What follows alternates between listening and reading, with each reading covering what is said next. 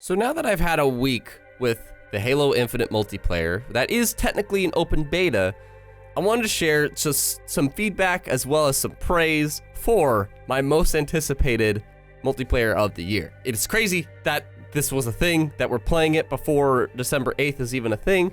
I would have preferred that not to have happened. I would have much preferred it to be out on launch day. That's just me. But nonetheless, I have been enjoying it and just felt like sharing quick little tidbits, some thoughts.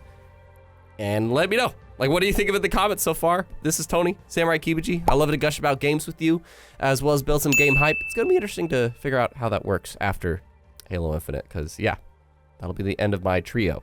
That's a video for another time. But yeah, so this past weekend and past week, I've been playing Halo Infinite, not religiously. I'm only at, like, I think level 10 or 11 in the Battle Pass. And yeah, I've played around like 60 or so matches, and it's been great. Like, the core of Halo is so good right now. It is so good. I have a video about the flight tests, and it's been a while since that video, but just at its core, Infinite is so much fun. It is so much fun and boils back to what makes Halo Halo, and that is being in a sandbox full of just cool toys. That's really what Halo is. It's just a lot of cool toys that you can play with. So I had a friend that brought up, does anybody else feel like Infinite is a little bit too nostalgic? Like, it doesn't really feel like it's innovating the space and bringing up much new stuff. I thought about it. He's not wrong. He's really not wrong. Because you see stuff like Titanfall, COD, Battlefield, like all these other shooters, they bring stuff in to make you able to customize your character through gameplay. Keywords, through gameplay. Yeah, you can mess with your loadout. You can put on perks for certain weapons. You can, like I've been loving Back 4 Blood, you could put on these cards that you can make a deck for as you go into this thing. Like, there's a lot of stuff you can do to innovate your character to play how you want it to play. And that makes sense, because that's what modern shooters do. And that's not what Halo started out doing. And then they tried it with Reach in 4.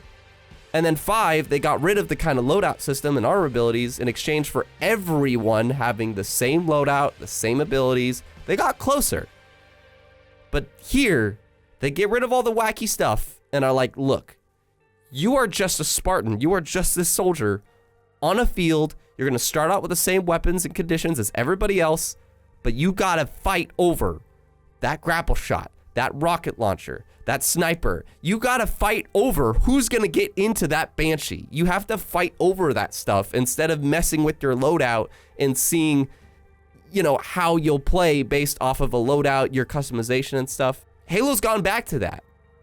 And that is fundamentally what Halo is. It is the best, I would argue, the best sandbox that players have, aka vehicles, weapons, and equipment, because you have to scavenge for it. And that's what Infinite's made, that's what's made Infinite so much fun. And you have a new AI to help you with that. You could scan the area and look for where things spawn or if anything gets highlighted. It's just been so much fun to be so creative with this grapple shot. I finally freaking nailed this grapple shot where I shot over at a warthog, used my gravity hammer on the way, and I told my friends that and sent them this clip, and they're just like, can you imagine what the driver was thinking? Just, it's been fun. It's been so much fun, and that's the most important thing, in my opinion, is the core game is fun to play. And it looks phenomenal. It sounds phenomenal.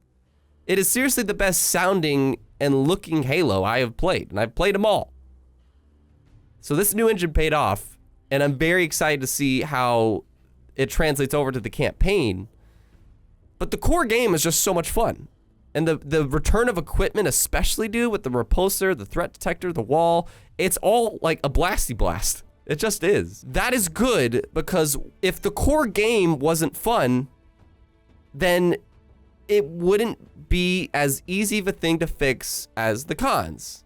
To which, yes, I'll hit them now, and you already know where this is gonna go, so I won't spend too much time on it. I'll try not to, at least, but the community has spoken that the main issue with this game currently, I'm really curious, I have actually other issues I'd like to share. One, just get out of the way really quick. Yes, the Battle Pass. Everybody's talking about this. The Battle Pass is not a good system right now. And that's mostly, people are complaining about like, I'm not able to progress fast enough because these challenge systems. And then 343, God, like, thank you so much, 343, for being like the fastest I have seen like devs respond to complaints. Like, if they don't get nominated for community support next year, I will be pissed because they are hitting that as fast as possible. But people are complaining about how they're not earning XP fast enough.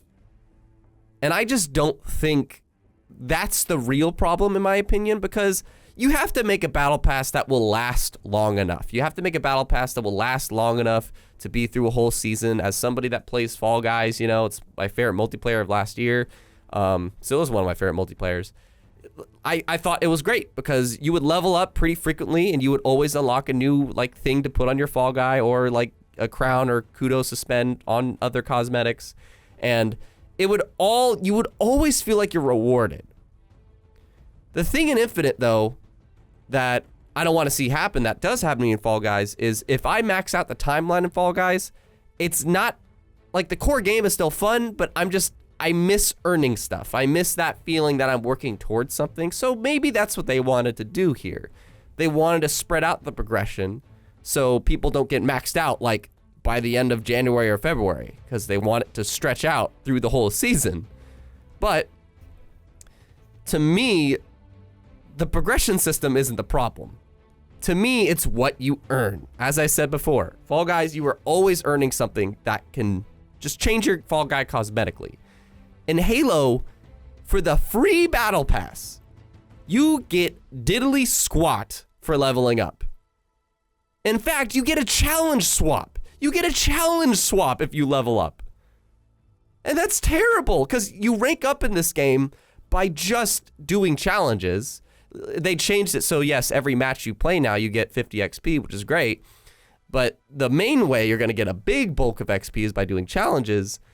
And when you level up in the Battle Pass, you get a challenge swap, so you could swap that out. So it's like, this will make it easier to get to the next level, maybe. And I'm just like, dude, that's like saying good luck next time. Like, it's just not fair that people that don't put money into this game get diddly squat.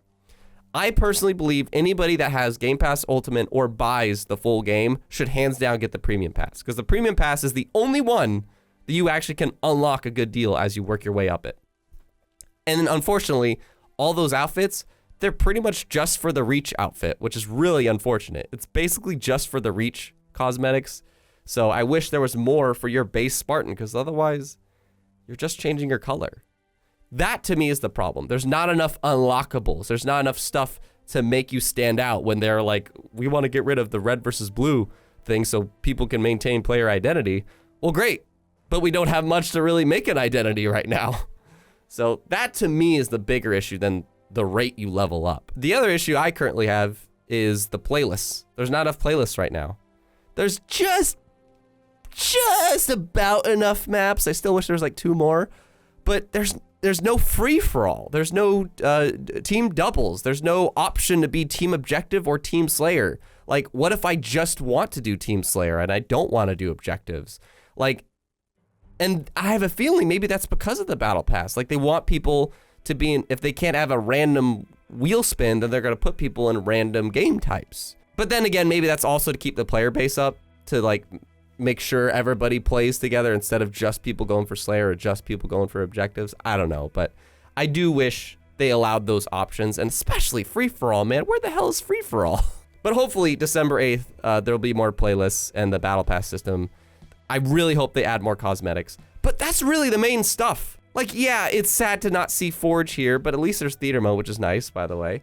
And you know, we won't get co-op, but the multiplayer right now is fun. That's really it. I don't really have any other cons with this Halo Infinite multiplayer right now, because the core game is fun.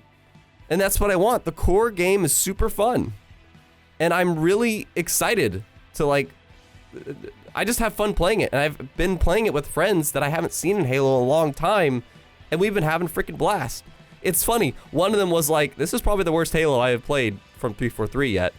And yet I see him put in like 10 hours over the weekend after he says that statement. So clearly the gameplay is keeping you hooked in. Like, that's what I mean. Like, as long as the core game is fun, then everything else can be adjusted over time. So that's what I'm happy about. The core game is fun. The battle pass and playlists and stuff like that, that could just be adjusted. I imagine that's a lot easier to adjust the gameplay stuff. So I'm stoked. I've been hearing some people say like the shield system, people are taking too long to die. I don't think so. I'm actually glad. I did notice that they made it a little bit harder to kill people. That's what I wanted. I thought everybody was dying way too quick in the flights. So I'm glad it's just about right in my opinion now. So I'm enjoying it. It's a blast and a half. I'm very curious to see if December 8th, though, I want it to feel more complete. Because right now, the gameplay and the maps, they're great. What you experience is great. The vehicles, they're great. But it feeling like a package right now with just those like 3 or 4 different things you can do and the cosmetics you can mess with, it feels like it is an open beta, which it is technically. So I hope on December 8th, there's some stuff added that really makes it feel a lot more complete, since we won't have co-op or Forge to like add upon our experience. I really hope there's more to make it feel complete.